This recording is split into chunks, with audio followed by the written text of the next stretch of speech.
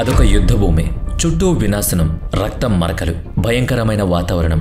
అది జంగీజ్ ఖాన్ నిలబడిన యుద్ధభూమి. చరిత్రలో గొప్ప మంగోల్ సామ్రాజ్య స్థాపకుడతడు, మొదటి పాలకుడు కూడా. అటువంటి వాడు ప్రజలను వణికిపోయేలా చేసిన యోధుడు. అతని కాలంలో అత్యంత క్రూరమైన అతను 1206 నుంచి 1227 మధ్య కేవలం 21 సంవత్సరాల్లో దాదాపుగా 40 మిలియన్ల మందిని చంపిన క్రూరుడు. China, Iran, Iraq, Uzbekistan, Japan, Hungary, Russia, Serbia, బల్గేరియాతో సహా ఆఫ్ఘనిస్తాన్ లాంటి 16 దేశాల్లో తన మంగోల్ సామ్రాజ్యాన్ని విస్తరింపజేశాడు. అన్స్టాపబుల్గా అతని సైన్యం ఎప్పుడూ యుద్ధానికి సై అంటూ ఉంటుంది. అతను ఒక వార్ మెషిన్ అని చెప్తారు. అతని దారికి అడ్డొచ్చిన ప్రతి ఒక్కళ్ళ ప్రాణాలు గాల్లో కలిసిపోయేవి. 1221లో జంగీజ్ ఖాన్ అతను 50,000 మంది సైనికులతో కలిసి పంజాబ్లోని కాలాబాగ్ ప్రాంతంలోని సింధ్ నది వద్ద ఖవారీజ్ మియాన్ సామ్రాజ్యాన్ని భీకరమైన పోరుతో కైవసం చేసుకున్నాడు. యుద్ధ భూమి మొత్తం రక్తంతో నిండిపోయింది. ఖవారీజ్ మియాన్ చివరి సైనికుడు కూడా యుద్ధంలో మరణించాడు. జంగీజ్ ఖాన్ గర్వంతో ప్రతిధ్వనులు చేస్తున్నాడు. ఇక సింధు నది అవతల వైపు ఉన్న ధనిక దేశం భారత్ వైపు అతని చూపు పడింది. కేవలం ఆ నది దాటితే చాలు, భారత్ కూడా తన ఆధీనంలోకి వస్తుంది. అతడు తన స్నేహితుడికి ఒక ఆదేశం ఇస్తే చాలు, ప్రపంచంలోనే అత్యంత సంపన్నమైన దేశం అతని వశమవుతుంది. ఎన్నో సామ్రాజ్యాలను ఒంటి చేత్తో ధూళిలో కలిపేసిన జంగీజ్ ఖాన్కి భారత్ని ఎదిరించడం అంత కష్టమైన పనేం కాదు. కానీ ఆ పని చేయలేకపోయాడు. ఎందుకు?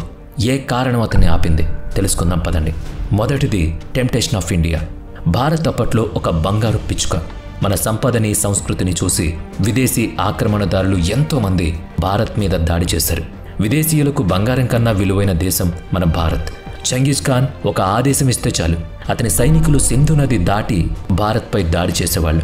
అప్పట్లో భారత్ షంషుద్దీన్ అతుస్మిన్ సంస్థానం యొక్క ఆధీనంలో ఉంది. దీన్ని 1206లో ఐబాక్ ఇస్మా స్థాపించాడు. ఇతుస్మిస్కి యుద్ధ అనుభవం లేదు. జంగీజ్ ఖాన్ ఆ సమయంలో ఢిల్లీను ఆక్రమించుకోవడం పెద్ద పనేం కాదు. కానీ అలా జరగలేదు. అతను ఖోరాజ్ మియా సామ్రాజ్యం అంటే మధ్య ఆసియా, ఆఫ్ఘనిస్తాన్, ఇరాన్ను తన స్వాధీనం చేసుకుని తన మంగోల్ సామ్రాజ్యాన్ని స్థాపించి అతని ఆర్మీ అధికారులను అక్కడ ఉంచి భారత్ వైపు తిరిగి కన్నెత్తి చూడకుండా చైనా వచ్చేశాడు. మరి అతను భారతదేశం మీద ఎందుకు దండెత్తలేదు? ఇది తెలుసుకోవాలంటే జంగీజ్ ఖాన్ను ఒక వ్యక్తిగా, మంగోల్ సామ్రాజ్యాధిపతిగా ఎలా వ్యవహరించేవాడు అన్నది తెలుసుకోవాలి. అసలు అతను అంత శక్తివంతమైన రాజుగా ఎలా మారాడు? చిన్న చిన్న సామ్రాజ్యాలను అధిగమించి మొత్తం తన ఆధీనంలోకి ఎలా తెచ్చుకోగలిగాడు? ఇదంతా సీక్రెట్ ఆఫ్ మంగోల్ అనే పుస్తకంలో మనకు తెలుస్తుంది. Early life of Genghis Khan. Genghis Khan కథ యొక్క అసలు రహస్యం అతని ప్రారంభ జీవితంలోనే దాగి ఉంది. 1162లో పచ్చని పంట పొలాల మధ్య మంగోల్లోని వ్యవసాయ పర్వత ప్రాంతంలో ఓనో నదికి సమీపంలో టెముజిన్ అనే బిడ్డ పుట్టాడు. భవిష్యత్తులో ఆ చిన్నారి ప్రపంచంలోనే అతిపెద్ద సామ్రాజ్యాధిపతిగా మారతాడని అప్పుడు ఎవ్వరికీ తెలియదు. టెముజిన్ తండ్రి యేసు మంగోలియన్ బోర్గెన్ తెగకు అధిపతి. దీని కారణంగా టెముజిన్ బాల్య జీవితం బాగుండింది. కానీ అతను కేవలం 9 సంవత్సరాల వయసులో ఉన్నప్పుడు అతని జీవితం ఒక్క క్షణంలో తలకిందులైపోయింది. అతని తండ్రికి శత్రు తెగ వాళ్ళు విషం ఇచ్చి చంపేశారు. తెగ యొక్క కొత్త అధిపతి టెముజిన్ని, అతని కుటుంబ సభ్యులను మంగోలియాలోని శీతల ప్రదేశంలో వదిలేశాడు. ఎవరినైనా సహాయం కోరదామంటే అది చావుతో సమానమే అని భావించాడు. ఈ కష్ట సమయంలో టెముజిన్, అతని కుటుంబం సమస్యలతో పోరాడుతూ బలం తెచ్చుకున్నారు. ఆ కష్టం టెముజిన్కి శక్తి, సంపద యొక్క విలువను నేర్పింది. ఎవరినైనా ఓడించాలంటే రాజనీతి, తర్కం, శక్తి తెలిసుండాలన్నది బాగా అర్థం చేసుకున్నాడు. శక్తి లేనప్పుడు సంపదకు కూడా విలువ ఉండదని తెలుసుకున్నాడు. ఒక్క వేటుతో ఎవరినైనా చంపగల నేర్పును సంపాదించాడు. అది టెముజిన్ను జంగీజ్ ఖాన్గా మార్చింది. ఇక అతనికి ప్రపంచంలోనే అత్యంత శక్తివంతమైన అధిపతి కావాలి అన్న కోరిక మొదలైంది.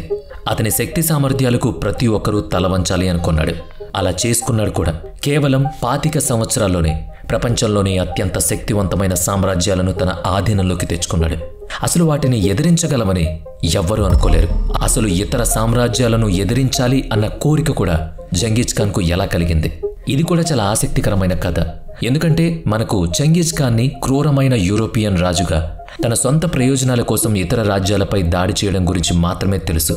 కానీ అప్పట్లో అతను వేరే రాజ్యాలపై ఊరికే దాడి చేయలేదు అని ఇది తన జీవితం గురించి తెలిసిన వాళ్ళకి మాత్రమే తెలుసు.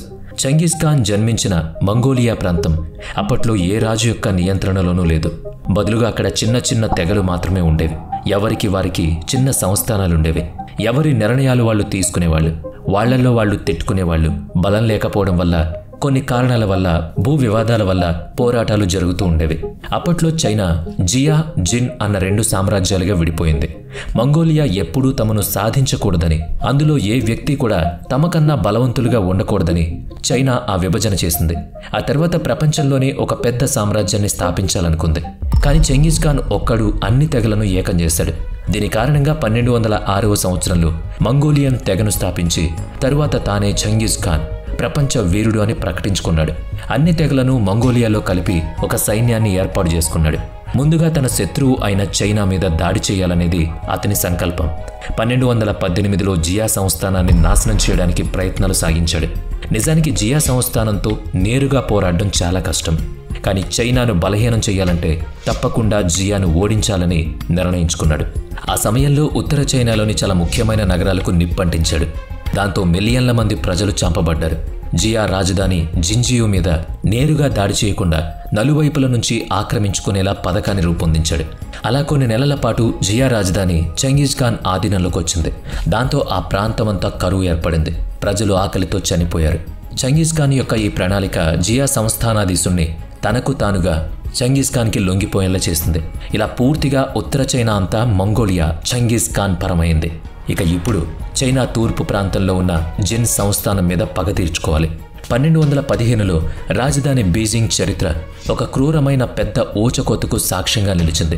చివరికి చెంగిస్ ఖాన్ అక్కడ కూడా గెలిచాడు. చైనాకి చెందిన 2 అంపైర్లు ఇప్పుడు చెంగిస్ ఖాన్ చెరలో చిక్కుకుపోయారు. ప్రపంచంలోని అతిపెద్ద సంస్థానాల్లో ఒకటైన చైనాకి చెంగిస్ ఖాన్ రాజుగా మారాడు. ఆ తర్వాత ఇక ఎవరితోనూ పోరాడకూడదు అనుకున్నాడు. కానీ యుద్ధంలో దిగిన తర్వాత అది ముగించడం చాలా కష్టం కదా. తన పొరుగు రాజ్యమైన ఖారాకితైర్ మంగోలియా మీద దాడి చేసి అక్కడి రాజు చెంగిస్ ఖాన్ యొక్క మనవడిని హతమార్చి ఆ పెద్ద నగరాన్ని ఆక్రమించుకుంది. చెంగిస్ ఖాన్ ఉన్న సామ్రాజ్యంపై ఈ దాడి అతని బలానికి సవాలుగా మారింది. దీంతో 1218లో చెంగిస్ ఖాన్ ఖారాకితైర్ రాజ్యం మీద దాడి చేసి దాన్ని ఆక్రమించుకున్నాడు. అక్కడ చిన్న చిన్న రాజ్యాలు అన్నిటినీ నాశనం చేశాడు. ప్రపంచవ్యాప్తంగా అంపైర్లను దిగ్భ్రాంతికి గురి చేశాడు. ఒక రకంగా చెంగిస్ ఖాన్ చేసింది విధ్వంసమని చెప్పాలి. దీంతో అతను క్రూరమైన, కనికరం లేని వ్యక్తిగా చరిత్రలో నిలిచిపోయాడు. ఖారాకితా కూడా చెంగిస్ ఖాన్ వశమైంది. ఇక తన పాలనలో చెంగిస్ ఖాన్ బిజీ అయిపోయాడు. తన రాజ్యాన్ని విస్తరించమని మంత్రులు సలహా ఇచ్చారు. అందుకోసం పొరుగు రాజ్యాలతో వర్తక వాణిజ్యాలు మొదలు పెట్టాలని, అందుకు సంప్రదింపులు జరపాలని సలహా ఇచ్చారు. ఆ సలహా చెంగిస్ ఖాన్కి కూడా నచ్చింది. మంగోల్ సామ్రాజ్యం సమీపంలో ఖారామియా సామ్రాజ్యంతో వాణిజ్య సంబంధాలు ఏర్పరచుకోవడానికి 500 బలమైన ట్రేడ్ అధిపతుల బృందాన్ని పంపించాడు. కానీ చెంగిస్ ఖాన్ యొక్క ఈ శాంతి స్వభావం కిరామియా రాజు అయిన 2వ మొహమ్మద్కి నచ్చలేదు. అతను తన అడ్మినిస్ట్రేటర్ షాని చెంగిస్ ఖాన్ పంపిన ప్రతినిధులను చంపమని ఆదేశాలిచ్చాడు. ఇది చెంగిస్ ఖాన్ మంగోల్ సామ్రాజ్యానికి మరొక పెద్ద సవాల్. ఆ సమయంలో చెంగిస్ ఖాన్ కొంత ఆలోచన చేశాడు. యుద్ధంతో కాకుండా శాంతి సంప్రదింపుల ద్వారా సమస్యను పరిష్కరించాలని అనుకున్నాడు. రెండవసారి అతను తన 3 పెద్ద అంబాసిడర్లను పంపాడు. మంగోల్ వాణిజ్య ప్రతినిధులను చంపిన ఒటా సిటీ రాయబారిని మంగోల్ అంపైర్కు అప్పగించడం గురించి మాట్లాడింది. మంగోల్ వర్తక ప్రతినిధి బృందం అతనికి శిక్షను అమలు చేస్తుందని కబురు పంపారు. కానీ కిరామియా సామ్రాజ్యం రాజు ఇక్కడే చాలా పెద్ద తప్పు చేశాడు. ఆ 3 రాయబారుల్లో ఒకరిని అందరి ముందు దారుణంగా, క్రూరంగా అవమానించి చంపి మిగిలిన 2ని ఆ విశేషం చెంగిస్ ఖాన్కి చెప్పమని అవమానించి పంపాడు. చెంగిస్ ఖాన్ యొక్క సహనం నశించింది. దీనికి ఖచ్చితంగా బదులు తీర్చుకోవాలనుకున్నాడు. తన 50,000 మంది సైనికులను తీసుకుని కిరామియా సామ్రాజ్యం వైపు దాడికి దిగాడు. అడ్డం వచ్చిన ప్రతి నగరాన్ని నాశనం చేస్తూ ముందుకు కదిలాడు. అయితే ఈ యుద్ధం అంత తేలిక కాదు. ఎందుకంటే కిరామియా సామ్రాజ్యం కూడా చాలా పెద్ద సైన్యంతో ఉంది. పైగా అది వారి సామ్రాజ్యం. మంగోల్ ఆర్మీ సరిహద్దు దాటి తమ దేశంలోకి వచ్చిన తర్వాత కొండ ప్రాంతంలో ఎక్కువగా పోరాడాల్సి వస్తుంది. కిరామియా అంపై యొక్క సైనికులు ఆ కొండ ప్రాంతంలో అప్పటికే మోహరించున్నారు. ఇవన్నీ ఉన్నప్పటికీ చెంగిస్ ఖాన్ సైన్యం కిరాజ్మియాపై దాడి చేశాయి. ప్రతి సైనికుడిని క్రూరంగా మట్టుబెట్టాయి. కిరామియా సామ్రాజ్యం అంతటా భయం వ్యాపించింది. అలావుద్దీన్ మొహమ్మద్ II కిరామియా పాలకుడు ఈ దాడికి చాలా భయపడ్డాడు. చెంగిస్ ఖాన్ నుంచి అతని సింహాసనాన్ని రక్షించడానికి సింహాసనాన్ని వదిలిపెట్టి కాస్పియన్ సీలోకి ఒక ద్వీపానికి పారిపోయాడు. 1220లో అతని కుమారుడు జలాలుద్దీన్ అధీనంలోకి వచ్చాడు. కానీ అతను కూడా అప్పుడు ఏం చేయలేకపోయాడు. ఎందుకంటే అప్పటికే చెంగిస్ ఖాన్ అతని సైన్యాన్ని తుడిచిపెట్టేశాడు. తనను కూడా వదిలిపెట్టాడు. అందువల్ల తన తండ్రిలాగా అతను కూడా సింహాసనాన్ని విడిచి పారిపోయాడు. అలా జలాలుద్దీన్ ఢిల్లీకి పారిపోయి వచ్చాడు. ఆ సమయంలో సంషుద్దీన్ ఇతుడ్మిష్ ఢిల్లీని పరిపాలించాడు. చెంగీజ్ ఖాన్ తలుచుకుంటే వెంటనే సింధు నది దాటి ఢిల్లీ సుల్తాన్లను హతమార్చి అప్పటి సంపన్న దేశమైన భారత్ను కూడా ఆక్రమించుకునేవాడు. కానీ అలా చేయలేదు. దీనికి కారణంగా చరిత్రకారులు చాలా కథలు చెప్పేవాళ్ళు. అవేంటో చూద్దాం. Theory number 1. ఈ కథ చీకటి రాత్రితో ప్రారంభమవుతుంది. ఒక రాత్రి వేళ చెంగీజ్ ఖాన్ తన సైన్యంతో కిరామియా సంస్థానం చేరుకున్నప్పుడు భారత్ మీద దాడి చేయాలని అనుకున్నాడు. అప్పుడే అతనికి ఒకటి వింతగా అనిపించింది. ఒక కల వచ్చింది. ఆ కలలో యూనికాన్ ఉజ్బెకిస్తాన్ భారతదేశం సరిహద్దుల మధ్య నిలబడి ఉంది. అది చెంగీజ్ ఖాన్ను భారత్లోకి అడుగు పెట్టడానికి నిరాకరించింది. చైనాకి తిరిగి వెళ్లిపోవాలని ఆజ్ఞాపించింది. చెంగీజ్ ఖాన్ ఎంత క్రూరమైన వాడైనా ధార్మిక శక్తులను నమ్మేవాడు. అందుకే దేవుడే ఇలా యూనికాన్ రూపంలో తన్ను శాసించాడని నమ్మి భారత్ మీద దాడి చేయకుండానే చైనాకి తిరిగి వెళ్ళిపోయాడు. ఒక కల నిజంగానే ఒక యోధుణ్ణి మార్చిందా? దీని తర్వాత రెండవ సిద్ధాంతం, థియరీ నెంబర్ 2.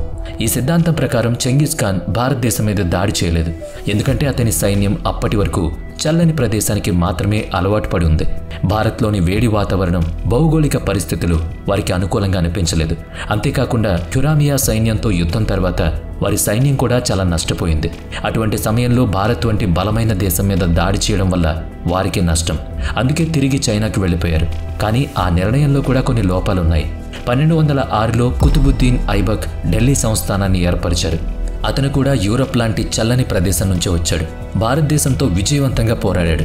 అలాగే తైమూర్ మరియు బాబర్ కూడా చల్లని ప్రాంతాల నుంచి వచ్చిన వాళ్లే. అవి భారతదేశంలో కూడా విజయవంతంగా ప్రారంభించబడ్డాయి. అటువంటప్పుడు చెంగీజ్ ఖాన్ సైన్యం నిజంగానే భారత్లోని వాతావరణ పరిస్థితులకు భయపడిందా? ఇక థియరీ నెంబర్ 3. చెంగీజ్ ఖాన్ ఏ కారణం లేకుండా ఏ రాజ్యం మీద కూడా దాడి చేయలేదని అతని జీవితం చూస్తే అర్థమవుతుంది. ఉదాహరణకు చైనాలోని జియా జిన్ సంస్థానాల మీద కేవలం వారి అత్యాచారాలను భరించలేక, వాళ్ల దాడులను తట్టుకోలేక, అణచివేతను పక్కన పెట్టలేక దాడి చేశాడు. చాలా కాలం పాటు చాలా దారుణాలకు పాల్పడ్డారు. తెగల మధ్య విభజన జరిగింది. వాళ్ళు ఏకం కావడానికి అనుమతించబడలేదు. మంగోలుల మీద దాడి చేసి నాశనం చేస్తారని వాళ్ల మీద తిరిగి దాడి చేశారు. ఇక కారకియా సంస్థానం మంగోల్ మీద దాడి చేయడంతో చెంగీజ్ ఖాన్ ప్రతి దాడి చేశాడు. అతని నగరాల్లో ఒకదాన్ని సంగ్రహించడం, అతని పాలకుణ్ణి చంపడం, ఖురామియా సామ్రాజ్యం వాళ్ల పతనాన్ని వాళ్లే తెచ్చుకున్నారు. తన 500 వాణిజ్య ప్రతినిధులను చంపడం వల్ల చెంగీజ్ ఖాన్ వాళ్లపై దాడి చేశాడు. ఇక theory number 4. Rebellion in China. Genghis Khan ఖురామియాతో యుద్ధానికి దిగినప్పుడు చైనాలో జియా రాజవంశస్థులు అతడికి వ్యతిరేకంగా తిరుగుబాటు చేశారు. ఇది చెంగీజ్ ఖాన్కి చాలా కోపం తెప్పించింది. భారత్ మీద దాడి కన్నా ముందు తన రాజ్యాన్ని కాపాడుకోవడం ముఖ్యమనిపించింది. ప్రపంచంలో ఎదురులేని శక్తిగా ఎదగాలంటే ముందు తన ఇంట్లో సమస్యల్ని చక్కబెట్టుకోవాలి. అందుకే భారత్ మీద దాడి చేయకుండా వెంటనే చైనాకి తిరిగి వచ్చి జియా వంశస్థులను సమూలంగా నిర్మూలించాడు. తర్వాత భారత్ మీద దాడి చేయాలని అనుకున్నాడు. కానీ ఇక్కడే చెంగీజ్ ఖాన్ జీవితం ముగిసిపోయింది. అదే ఆఖరి మలుపు, అతని మృత్యువు. 1229లో రహస్యంగా మరణించాడు. అతని చావుకి కారణం ఇప్పటికీ ఎవరికీ తెలియదు. ఆ తర్వాత అతని కుమారుడు ఓగేడీ ఖాన్ మంగోల్ సామ్రాజ్యాన్ని స్థాపించాడు. కానీ సమయం గడిచే కొద్దీ మంగోల్ సామ్రాజ్యం ఒక సమయంలో బలహీనపడడం కొనసాగింది. ఆ తర్వాత కొన్నాళ్లకు నామరూపాలు లేకుండా పోయింది. అదే చెంగీజ్ ఖాన్ తాను అనుకున్నట్టుగా భారత్ మీద దాడి చేస్తుంటే ఏం జరిగేది? ఇది ఊహకు కూడా అందని విషయం. వీడియో నచ్చితే లైక్ చేయండి, షేర్ చేయండి. ఇప్పటి వరకు మన ఛానల్ని సబ్స్క్రైబ్ చేయనట్లయితే ఇప్పుడే సబ్స్క్రైబ్ చేసుకుని పక్కనే ఉన్న బెల్ ఐకాన్పై క్లిక్ చేయండి. నెక్స్ట్ వీడియోలో మళ్ళీ కలుద్దాం. Thanks for watching.